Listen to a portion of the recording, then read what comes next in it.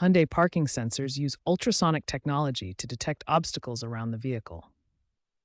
These sensors emit sound waves and measure the echoes to alert drivers of nearby objects.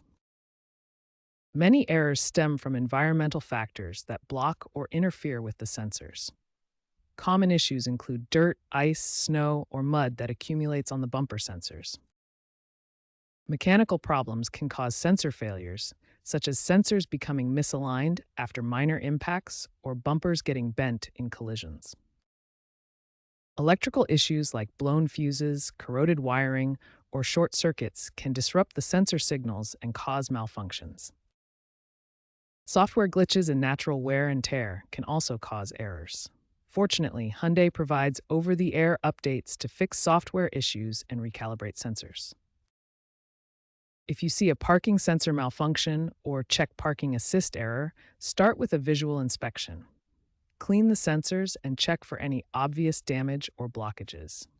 Start troubleshooting Hyundai parking sensor errors by cleaning the sensors with a soft cloth and mild soap to remove any dirt or obstructions that could block the ultrasonic waves. If cleaning doesn't resolve the issue, try resetting the system by cycling the ignition off and on 3 times, which can clear temporary glitches in newer Hyundai models.